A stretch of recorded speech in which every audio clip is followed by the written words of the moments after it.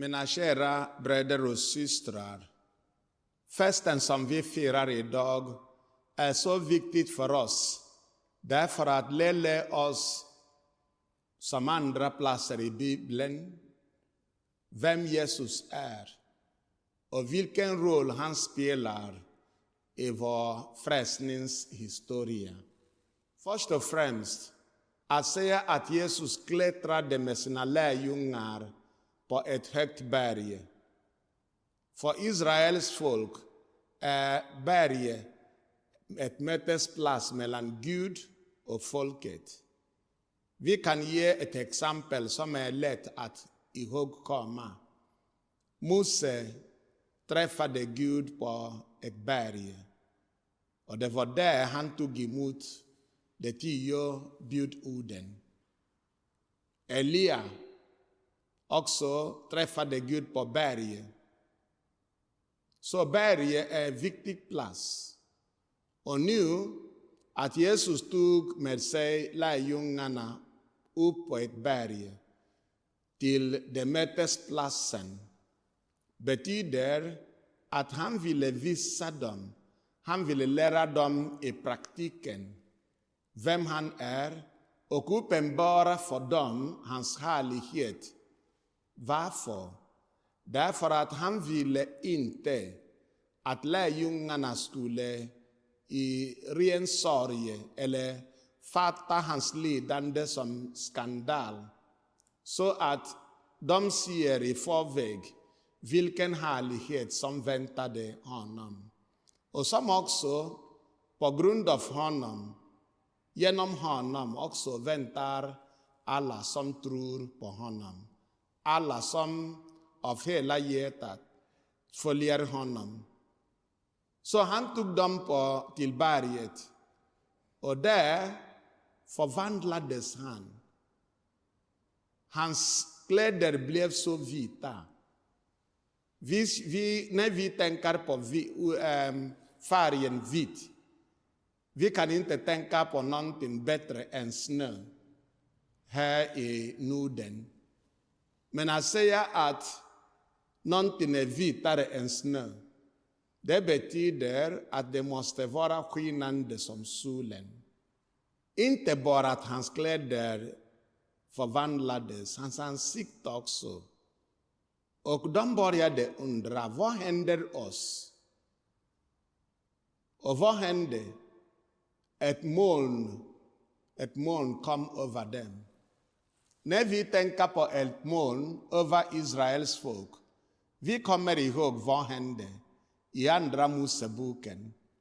Hur Gud bevisade att han var med folket, att under dagen det var alltid ett moln och på natten det var en pilare av eld. Så Gud täckade folket där på berget med ett moln. Ett moln som täckade berget när Mose var uppe på berget med Gud. Och folket såg Guds härlighet lysande på Moses ansikte. Nu, Petrus, Johannes och Jakob såg att de befann sig under ett moln. Och medan detta hände, vad hände igen? Det var Mose och det var Elia. Folket kunde känna igen dessa två. För dessa två är inte bara människor, utan de var också symboler för två pilarna som har med Guds uppenbarelse för Israels folk att göra. Gud uppenbarade sina ord genom profeterna. Och han gav sitt ord till folket genom lagen. Och vanligtvis är det så att lagen representeras av Mose och profeterna representeras av Elia. Så dessa två, alltså hela gamla testamentet, hela de som var, man kan säga, med lagen mellan Gud och folket i Gamla testamentet när det gäller de två stora grejerna, lagen och profeterna, visade sig på berget. Och Petrus, som alltid, ibland talade han innan han började tänka. Han sa till Jesus, det är bra att vi är här. Alltså låt oss göra 3 hydor. En för dig, och en för Mose och en för Elia. Och Markus understryckte att han visste inte vad han skulle säga. Varför sa Mose det? Han visste inte vad han skulle säga. Men är det så att hans ord hade inget mening eller att det betydde ingenting? Nej, vi kommer ihåg vad står i Andra Samuels bok kapitel 7. Där David lovade att bygga ett hus åt Herren. Och Herren sa genom profeten Natan, det är inte du som ska bygga ett hus för mig, utan det är jag som ska bygga ett hus. Vilket hus? Helige Johannes i prologen av hans evangelium säger i begynnelsen var ordet, och ordet var hos Gud, och ordet var Gud, och ordet blev en människa och byggde sin boning mitt ibland oss. Alltså det var Gud faktiskt som byggde sin boning bland människor. Gud började leva bland sina skapelser, bland sina barn. Som en herde, som den gode herden, byggde han sin bo bland folket. Och därför när folket talade om templet, vilket tecken kan du ge oss? Frågade de i Johannes evangeliet. Jesus sa till dem, riv ner detta tempel och om 3 dagar ska jag återbygga den. Och Johannes påminde oss att templet som han menade var hans kropp. Ordet blev kött och byggde sin boning mitt ibland oss. Så Petrus talade som David. Jag ska bygga ett hus åt Herren. Nej, det är jag som ska bygga ett hus. När min son ska bli en människa och bygga sin boning bland människor. Var det någonting annat? Guds röst hördes. När Jesus döptes i floden Jordan var det så att Gud talade till folket. Han pekade på Jesus och sa, detta är min son, mitt utvalde. Men han slutade det. Han är den som har mitt välbehag. Men i det här fallet, detta är min älskade son. Lyssna till honom. Att lyssna till Jesus. Som folket var i öknen, Gud bad dem att lyssna till Mose. Som Gud bad folket att lyssna till profeterna. I Jesus Kristus är uppfyllelsen av både lagen och profeterna. Och därför säger Gud till lärjungarna, lyssna till honom.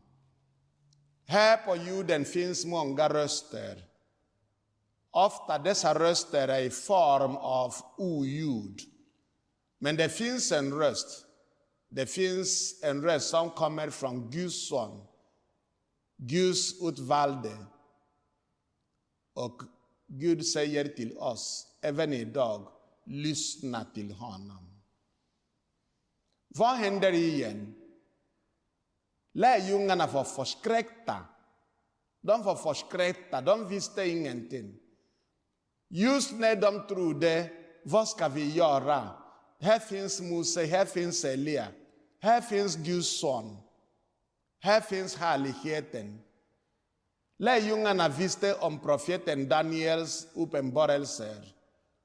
Och nu ser de i praktiken framför sina ögon. De kunde inte tro på vad de sade. De var förskräckta. Och direkt efteråt det var ingen annan på berget utan bara Jesus. Petrus, som var där på berget, har skrivit, som vi har läst i dagens andra läsning. Och han sa, det är inte saga som vi berättar för er, utan jag var vittne, jag var med på berget. Och jag såg och jag trodde. Och nu förkunnar jag för er att vad jag säger är sant. Och nu kan jag som talar till er säga att jag har varit på det berget också jag. En gång var jag med biskopen och andra präster i stiftet. Tack och lov, det var jag som fick av Guds nåd predika på det berget. Och jag pratade för dem och till dem det som Gud har gett mig att säga. Bland annat kommer jag ihåg att jag talade om att använda heliga Anselmos ord. Jag sa heliga Anselmos säger att teologi är fides querens intellectum. Att det är tro som söker förståelse. Men här på berget, där Jesus förvandlades, det är vår tro som söker där tron kommer ifrån.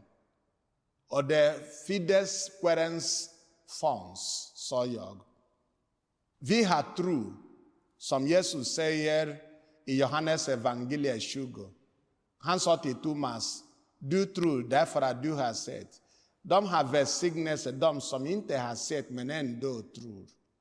Och jag sa att vi har kommit och det fides som vi har redan, men det fides querens fons. Det är tron som söker där tron kommer ifrån.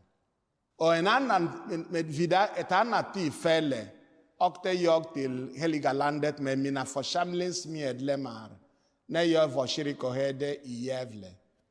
Och vi firade mässa i Moses kapell. För man byggde kyrkan på berget, katolska kyrkan. Och det finns den stora salen, det är för Jesus. Men det finns också 2 kapell. Ett kapell till Mose och ett kapell till Elia. Och mina församlingsmedlemmar och jag firade mässa i Moses kapell, där på berget.